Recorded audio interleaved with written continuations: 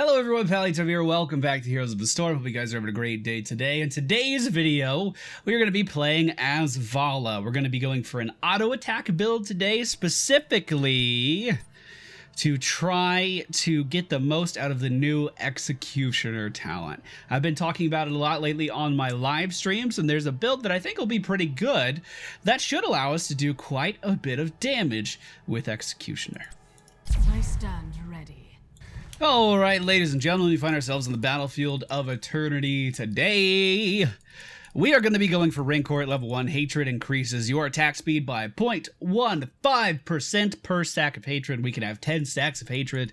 That's a lot of hatred. And that will allow us to just shoot faster. We deal more damage. We're going for auto attacks, and we can get more auto attacks out per minute with this talent than we can with any other. So that's a good place to start. The friendly team: Thrall, Valla, Lily, Chromie, Tracer. The enemy team: Chromie, Lily, Falstad, Malfurion, Greymane. So 2 supports versus a single support, but we do have significantly more damage on our team because of that. I think I am going to go for more sustain in this game than I would recommend normally. They do have the Chromie that can burst me down very, very quickly in the right circumstances, so I want to make sure that my health is as close to full as possible at any given time. I'm going to leave Thrall up here by himself and go down to the bottom lane. Looks like only Chromie was up there, and he shouldn't really need my help with that, so we're going to go down here and try to help out the rest of the friendly team. Hi, Greymane. Hey, boo. Stop it. Stop it. There we go. That's a way to start. He thought I was going to continue running to the gate. I was just going to fucking stand there. That's what I do when I play Valla. I just stand there and trade into people, and I hope for the best. What of it? Let's get out of that hammer. So if you've never seen Valla before, what the fuck have you been doing in this game? Valla's one of the characters that has just been great forever. So all the way back to the alpha, she's just been consistent. She has been nerfed over and over again and kind of scaled down a little bit, but that's just because she was too great before and they had to adjust her.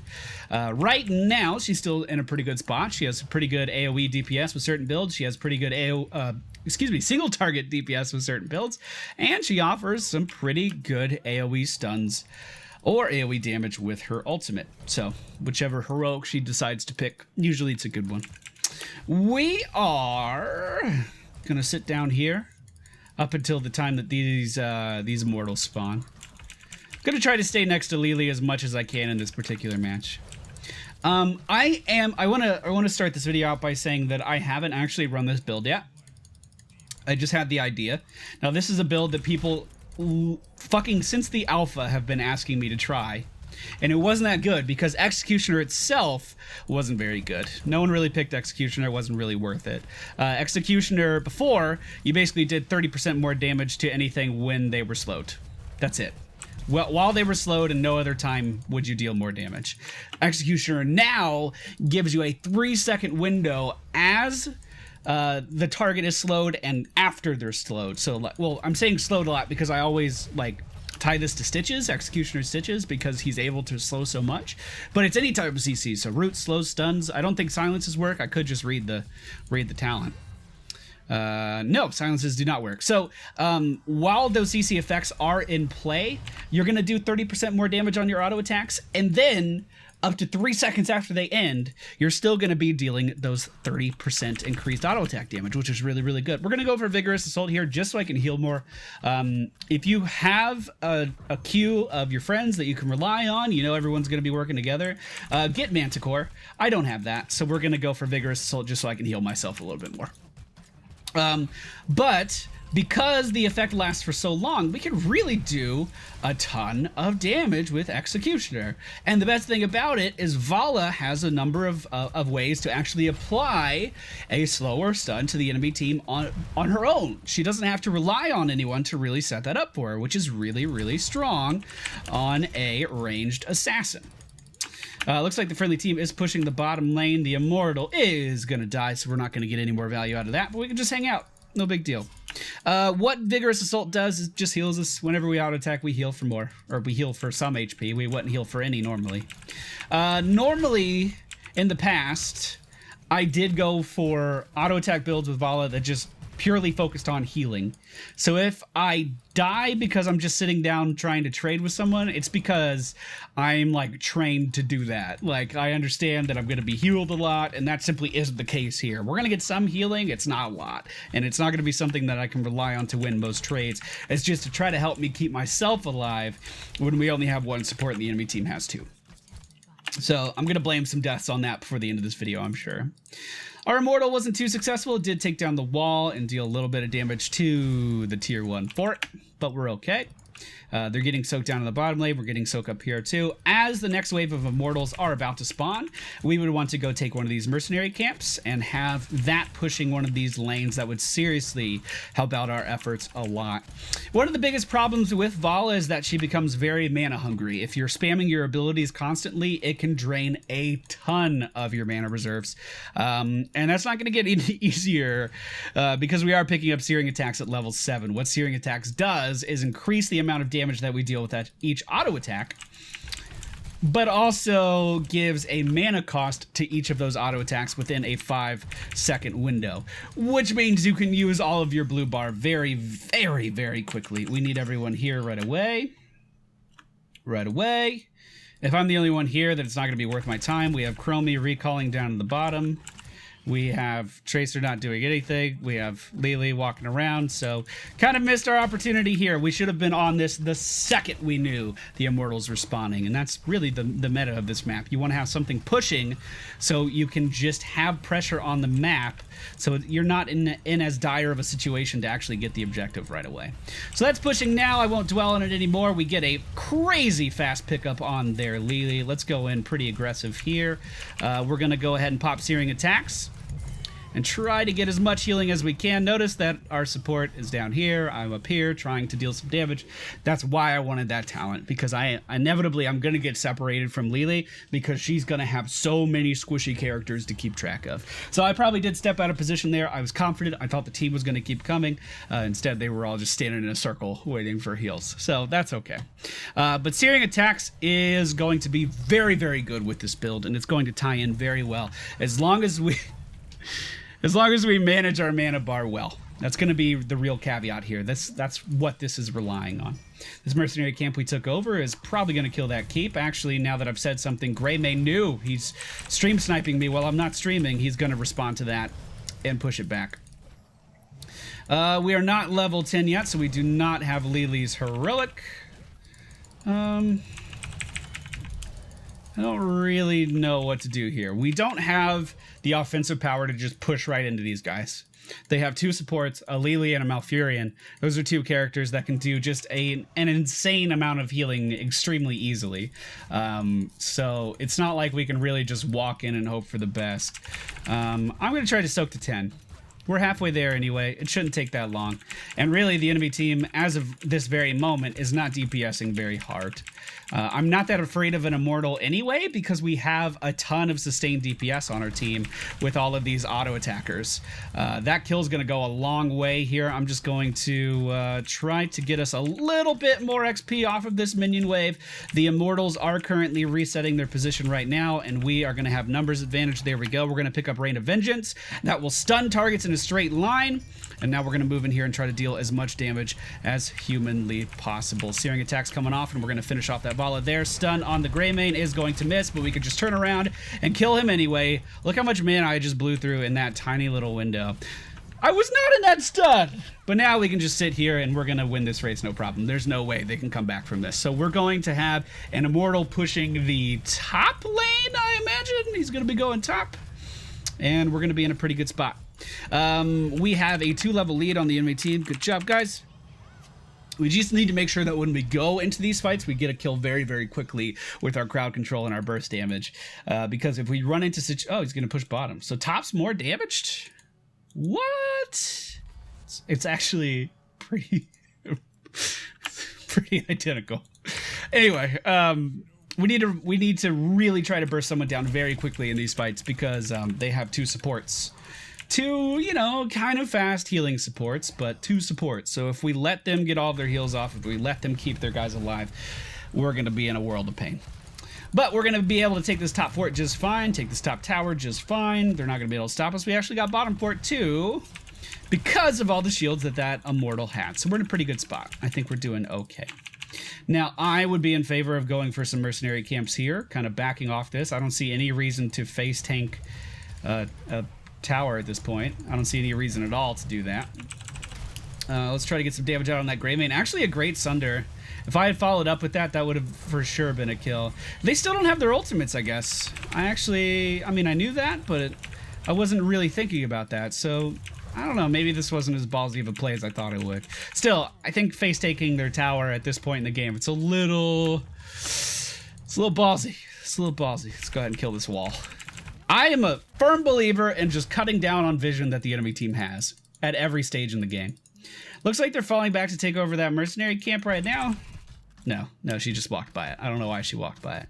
I should be able to take this over relatively easy. Now, keep in mind that this is a build that's going to scale up throughout the course of the game. It's not going to be, oh my god, amazing right at the start. I'm going to get a little extra DPS in here because I think they might be coming to me. Please don't come to me. You're not going to be doing crazy damage at the start. You ramp up into this. Specifically at level 13, you get kind of a boost, and then at 16, you get a really big one, a very noticeable boost. So we're kind of waiting for level 16. So keep that in mind as well. All right, let's get the... Wow, that was so good. I'm not even mad. She called that perfectly. The Chromie hit me with her W down here when I was standing up here. We need to take this over right away. The friendly team's doing that already. Great. Clear top. Then go to objective. So hopefully they rotate up. They get rid of their mercenary camp, which could be a bit of a problem. And then we move into the objective with our... No, we're going to lose our Thrall. We're going to lose our Thrall, sadly. Tracer going in pretty hard on this Malfurion, but again, it's one of those things where if we don't kill someone right away, they could just kind of live through it, and Tracer by herself is not going to have enough damage to kill someone right away. We need to kill this guy immediately. He needs to die before we go to the objective. He takes our attention away from the objective. He did it. He did his job. We have to kill him. We're going to go for Frost Shot, or whatever it's called, at Lev. I'm going to going for the kill here. Never mind. Not with the Chromie. Not with the Chromie. I did pop all of my cooldowns for that, unfortunately. So we're going to be a little bit behind here. We just need everyone to regroup. I'm going to go back for mana too. Don't go in by yourself. Thrall's walking into a 1v5 right now. It's not good etiquette. Not good etiquette to do that. We'll just have to defend right at the start here. We're going to have everyone up. We won't have it probably, but as of right now, we do have a talent tier advantage. And Falstad showing on the map in the bottom lane, so this is good. This is when we need to get a kill. This is when we need to make it happen. Here we go, boys. Let's go, let's go, let's go, let's go. I'm trying to burst down Furion. Good Sunder, good Sunder, good Sunder. Is it going to be enough? I can't live through that. I can't live through that. Lily got separated from me. Wasn't enough, but we do get a kill on Furion, we get a kill on Lily, we get a kill on Falstad, and a kill on Greymane as well. Nice. Nice job. Now, of course, we don't want to group up when they have a Chromie. Spread out, spread out, spread out. But we should be able to win the race, no problem at this point, because there's no way she can deal any objective damage, and we have a Thrall already hitting the guy. I'm going to be joining in pretty fast, but Furion's going to be there as well, so maybe I over-exaggerated the amount of damage that a Thrall could put out. They're worried about Falstad, who's still dead, but he could fly in right now. We're halfway through the race, still winning. I'm almost there. I do have my ultimate. Let's try to get in here and deal some damage. Thrall, way overextended, not even fucking moving out of this damage that the enemy team is throwing into him right now, and he's just going to completely die on his own accord there. I'm not going to be able to burst down those guys, and I am going to die as well. So a bit of a bad turnaround there. Definitely could have been played better, not only by myself, but also by Thrall as well. So yeah, we're just going to have to defend this. It's not a big deal, actually. We have a really good push up top. This guy is going to push the bottom lane, which has all of its buildings still here. So as long as we don't all continue to feed here for no reason, we're going to be in a great spot. We'll just defend. I mean, I hope they know that. I don't know. It's been a little spotty this game. Our ability to like be on the same page has been a little fucking spotty. Thrall running to the middle now. I don't know why. What you're gonna beat the whole enemy team there? You're gonna get their regen globes? Is that what you're trying to do? There's no reason for him to be there. He was putting himself in danger just by walking in that general vicinity. Anyway, we're all in the bottom lane now. Their Chromie, of all characters, is actually in the top lane trying to clean that up. Let's get out of that Lily nonsense there and just auto-attack this guy. Easy mode. We can do this. It's no big deal. We're almost level 16. The enemy team, however, just hit 16 from the XP from those towers. I think we're all right, though. As long as our Lily stays relatively safe here, we're going to be fine. She's casting jugs and running towards the enemy team while she's doing it. I didn't get any of that healing, and Greymane was able to go in and burst me down, no problem, and get Thrall as well. So, don't really know what that was about. But the enemy team did do a good job of using their talent tier advantage against us there. Is it just me, or is Quick Match being really fucking weird lately?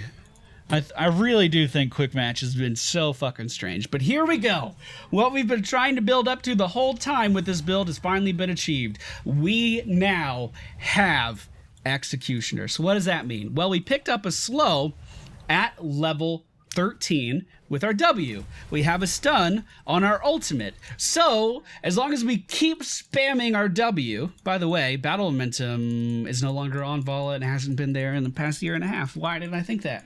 As long as we are able to keep some form of CC on a target, we're going to be in such a good spot for actually dealing damage to that target. Now, I don't really think this is the best time to take this over, but we need some kind of map presence right now. We don't want to let the enemy team just go rampant with everything, so we are going to take it over right now. Again, probably not the best time, but hey, we'll just deal with it. Now, if we can cut off this Furion, that would be really good. Lily, of course, running through the lane, showing them that we're here. Chromie not dealing any damage, but hey, we'll come in and we'll try to deal a little bit. Searing attacks going off. I'll go ahead and ult this as well, try to nullify. Really? Really? Of all the fucking times? Of all the fucking times I'm gonna get some fucking BattleNet lag, it's when I'm trying to kill a Furion. Hey, I'm dead. Great. Oh, no, I'm not. Got a double kill. I did that. That was me. I did all of that. So we should actually back up right now. We should back up really fast and get this.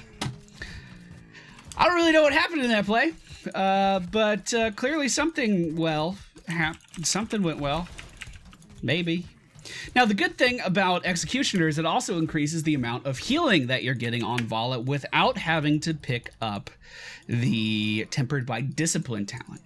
So we would be getting healed for like 100 every auto attack with Tempered by Discipline. It's not as much, but it's still an increase just because we're hitting harder as well. Now, again, if I didn't have Vigorous Assault, we wouldn't be getting healed at all. Manticore, without a doubt, deals more damage with this build, but Vigorous Assault does give us a little bit of survivability, and as you can see in this game, survivability is something that we kind of need. Looks like we're going to get a poor position here. It's going to be off to the side. The enemy team could collapse on us fairly easily, so I'm going to try to stand back a little bit. Yeah, I was going to try to wait for someone coming in from the side like that Falstad there. We'll stay in the jugs. That Sunder just went off. Looks like Greymane's actually overextended. Oh my god, that fucking Chromie damage, though. I'm just going to hit this guy and try to get some health back. Apparently we pushed back the enemy team. I don't really know what we did. I will give Chromie, you know, you guys said I was a little too harsh on Chromie the other day. I will say that she's really good in situations like that where we're all in a very, very tight bottleneck and she can just kind of push in whenever she wants to. She's fantastic there. Now, I do need to be careful as I am the only one on my team up here. I am in favor of split pushing when the Immortal's pushing something else, especially the less defended lane.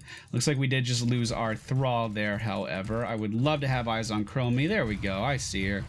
We're just going to try to stay out of her artillery barrage and do a little bit of damage. I don't think I'm going to be able to go any deeper in here because she was able to clear out all of our minions. I think she went W build.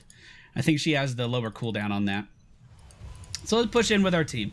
Thrall's already dead, so they're going to rely on me to do a little bit of damage here if we want to do any at all. That's not true. Tracer does some good damage. I take it back. Let's go ahead and stun this Greymane. He, of course, dodged it, but there we go. Look at that fucking burst damage versus him. We pushed him out of there, no problem. Can we stun the Falstad? No, we can't slow him down at all. Let's go ahead and go for Nexus Frenzy at level 20. Let's slow down this Chromie. Look at this. Look at that. We almost got her even with bye-bye. That was some nice damage. Now we're hitting the core with a pretty high health Immortal. False stand coming in. Let's sidestep out of his stuff. Vigorous Assault active, and we're just going to melt right through him. Not bad at all. And that is going to be the end of the game. Whew. So that went well. And this is a build people have been suggesting that I use since the alpha 2 years ago. People were asking me to play this build, and it wasn't good. And I was like, you're wasting your time. Don't bother. You could do more damage with other builds, and that still might be true. Actually, you could probably still do more damage with other Valla builds, but that was still pretty respectable. You don't have the best survivability in the whole world. You do have some decent team utility. You're not going to be doing AoE damage with this, so the multi-shot build where you increase the radius and all that stuff, you will deal more damage in a game with that, but it's like AoE damage that's not really consequential. Kind of like how Nazebo is usually extremely high on hero damage, but it's not really hero damage that's pressuring someone. It's like hero damage that's just kind of tickling them. The frost shot build or the multi-shot, build for Valla kind of does that. It's very high hero damage output. This is significantly more concentrated hero damage. Actually, just like Tracer. Tracer hits one target, and that's usually about it. So you can see we weren't really on par with her damage, but she was also, it seemed to be playing significantly better than I was, and I'm totally fine in admitting that. Again, we could have done more damage with Manticore at level 4, and that is the talent that I would recommend if you're going for this build. But again, I didn't know who our support was. I had no way of talking to them, really, and I wanted to make sure that I could at least do a little bit to keep myself alive in between those Lily Hills. So we have Rancor, Vigorous Assault, Searing Attacks, Rain of Vengeance, Frost Shot, Executioner, and Nexus Frenzy. Thank you all for watching. I hope you enjoyed. I'll see you all next time. I'm sorry I punched my microphone there. I didn't mean to. My bad.